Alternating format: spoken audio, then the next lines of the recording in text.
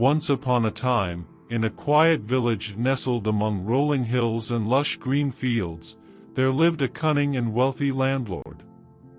He was known far and wide for his shrewd business acumen and his vast expanse of land that stretched as far as the eye could see. However, his riches came not from honest work but from exploiting the vulnerability of the poor villagers.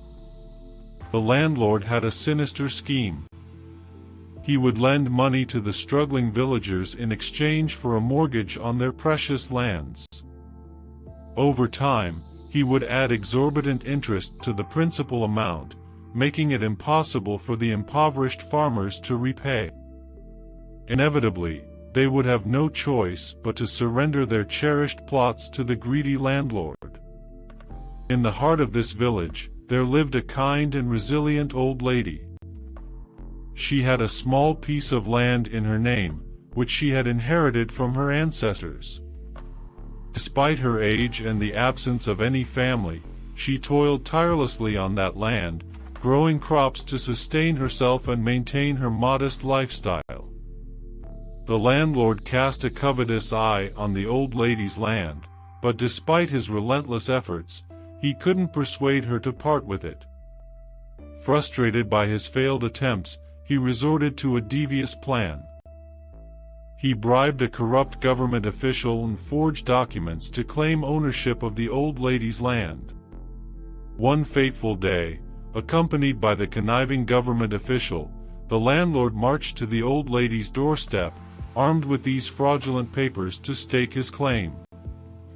The old lady, bewildered and shocked, pleaded with the officials, explaining that she had lived on that land her entire life, and it had been rightfully passed down through generations.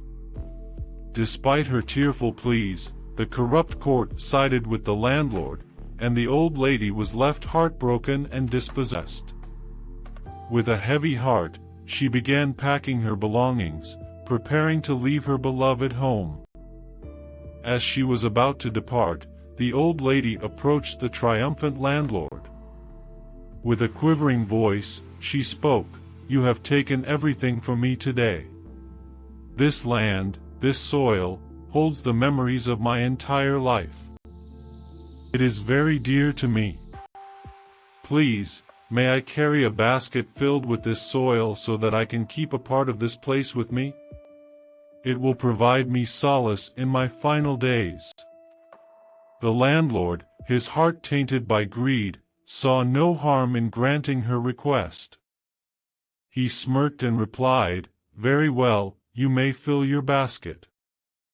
The old lady, her hands trembling, began filling her basket with the precious soil from her land.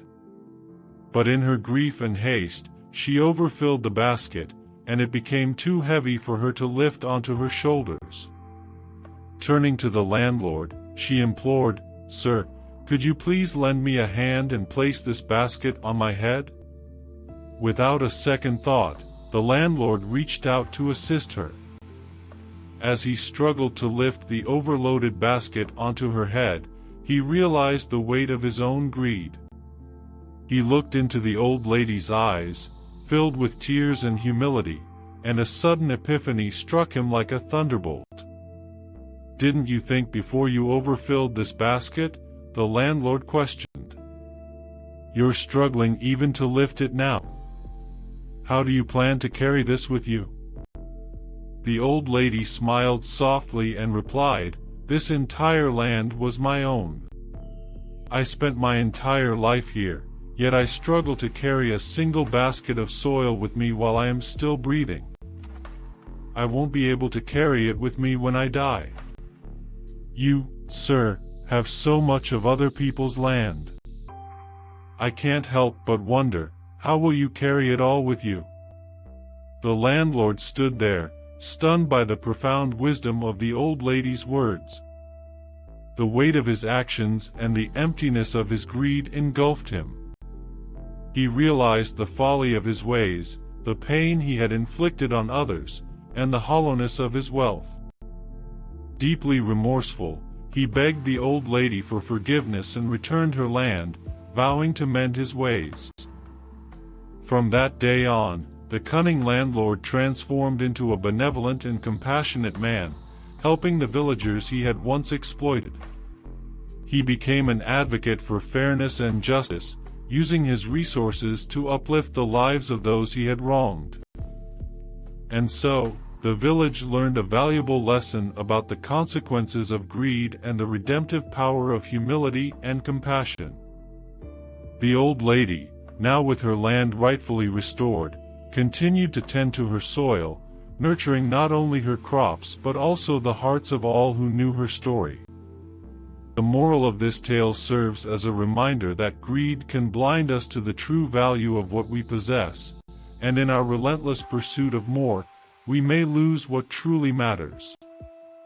Greed can blind us to the true value of what we possess, and in our relentless pursuit of more, we may lose sight of the genuine worth of our actions and relationships.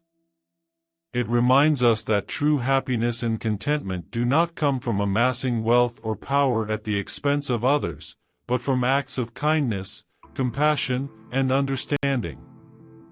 The story teaches us that it's never too late to acknowledge our mistakes, seek redemption, and make amends for the harm we've caused. Ultimately, it underscores the transformative power of humility, forgiveness, and self-awareness in finding a path to redemption and a more meaningful life.